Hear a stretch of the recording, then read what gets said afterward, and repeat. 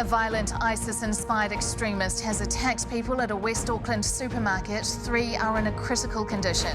The man, who is from Sri Lanka, called Allahu Akbar as he stabbed at people. And a reason for hope in the Delta outbreak, the numbers are down again today.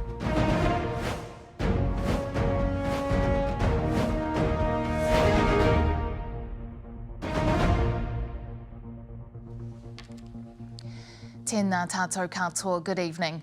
We warn you the images and sounds in this lead story could be distressing. A lone man yelling Allahu Akbar ran through a West Auckland supermarket this afternoon, stabbing people before he was shot dead. Witnesses say it was a horrifying experience that came as a complete shock. 6 people were injured in the attack, 3 of them critically. The Prime Minister called the man a violent extremist who was ISIS-inspired. The attack happened in West Auckland at the Countdown supermarket in the Lynn Mall shopping complex. Mike McRoberts has the story. The unmistakable sound of terror, shoppers fleeing for their lives, as emergency vehicles rushed to the scene. This car park went pretty crazy. People were pretty much driving into each other almost to get out of the car park. Yeah, there was a big bang. I didn't think nothing of it. And then, everybody just started running. An eyewitness who'd been shopping at Lynn Mall's Countdown saw the first attack unfold. And then there's this random guy. He just went Allahu Akbar and started stabbing. There's 2 ladies, white ladies in front of me. He just started stabbing me. They went Allahu Akbar, Allahu Akbar. And then I just realized after that, oh my God, I have to run. She was lucky. The camo-dressed attacker ran past her before he stabbed 4 others, and panic took hold of the shopping complex. It was just chaos. People just started screaming. And I think it took a while when they just realized, oh my God, there is an attack here, you know? I was just in there getting my COVID vaccine. And then we were waiting outside of the pharmacy, still inside the mall. And then we heard that someone was getting stabbed. And everyone kind of panicked, but everyone was just sitting down. Everyone was pretty calm. And then we heard about like 6 or 7 gunshots. And everyone just kind of freaked out. Everyone ran into the pharmacy. Multiple gunshots were heard, and later police confirmed the man was shot dead. Of his 6 victims, 3 are in a critical condition and 2 in a moderate condition. The Prime Minister leaving little doubt this was a terror attack. This afternoon at approximately 2:40 p.m, a violent extremist undertook a terrorist attack on innocent New Zealanders in the Newland Countdown in Auckland.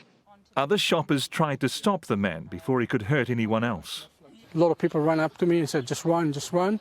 There's a guy there stabbing everyone. And then I walked to the next aisle and I saw a lady lying on the floor. And then I saw the guy with the knife and he's like, Allah, Allah, with the knife up like that. They say it was an undercover cop who put an end to the trauma. And he's like, I'm an undercover cop, get back, I'm going to shoot him. And then I just stepped back and then he started banging like five, 6 shots, and he was laying on the floor. The Countdown and local chemist sheltered terrified people throughout the ordeal. I'm satisfied, based on the information available to me, that the staff involved did not only what we expect they would do in this situation, but did it with great courage. Numerous inquiries are underway. Least of all, how could this have happened? And Mike joins us now from New Lynn. Kia ora, Mike. If the terrorist was being so closely followed by undercover officers, how was he able to attack others before officers stopped him? Kia ora, Melissa. Well, we heard from the Police Commissioner, Andrew Costa, there, say that the attacker had been under surveillance for some time and was very surveillance aware. So the police detail that were following him today, couldn't get too close for fear of tipping him off. They were close enough to hear the attack begin and close enough to end it in 60 seconds. But look, that will come as little comfort for the 6 he wounded today, including the 3 who are in critical condition tonight. Mike, this has all come as a terrible shock to all New Zealanders, but in particular those out west. What is the mood out there like tonight? Well, it's a mood of shock and disbelief. How could this have happened? You might be able to see still on the road leading into the mall, very heavily guarded by police tonight. Remember that Auckland is on alert level 4 COVID restrictions, so that meant all the shoppers in the supermarket, there are only 1 from each household. They had to deal with this on their own, and we saw them fleeing from the supermarket and the mall on their own. And once again, I want to reiterate the praise that we've heard today for those staff within Countdown and also at the local chemist who took shelter and got people away from danger and kept them safe. Mike McRoberts, thanks for those latest developments. And armed police have blocked the road leading to a nearby mosque. Edward O'Driscoll is there. Ed, what have you been seeing?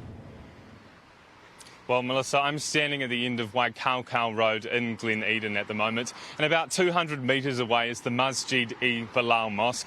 As you can see behind me, there are armed police blocking the road at the moment, and as we've been standing here, they've been checking the details of any residents coming in and out, both on cars and on the footpath as well, and those people are looking very confused and wondering what is going on.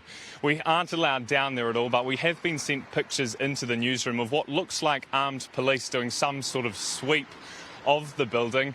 I've been speaking tonight to the father of the chairman of the mosque, and while he didn't know too many details, he did tell me that his son and a few others have been let into the building and are speaking to police. So clearly this mosque is forming part of the investigation tonight, and it looks like police will be here for some time. Edward O'Driscoll, thanks for joining us. And to Parliament now, where political editor Tova O'Brien is standing by. She was at the Prime Minister's press conference. Tova, how much do we know about this man and why he was in the community? Well, I think your second question, Mala, is what everyone is demanding to know, especially given that what we do know is that this man was on the radar of police and intelligence agencies. He was on a terror watch list. He's been under surveillance since 2016. We do know that he's a Sri Lankan national, that he's been in the country since 2011. We don't know if he also has New Zealand citizenship, but the Prime Minister gave the impression that agencies have been working to try and have him deported. Although Newshub knows who this man is, he has recently been through the courts and is subject to a suppression order, so we can't tell you more about his history. But that suppression order is something that the Prime Minister and the government is currently working on having lifted. The Prime Minister says she's developed a timeline showing that this man's all of his interactions with all of the government agencies that he's been in contact with, and she's working to be able to release that to the public. The man had Islamic State inspired ideologies. He's been under 24/7 surveillance, and both the Prime Minister and the Police Commissioner today reassured the public, said this man was a lone wolf actor. They're not looking for anyone else in relation to this incident, and they wanted to assure the public that there is no risk anymore. Political editor Tova O'Brien, thank you.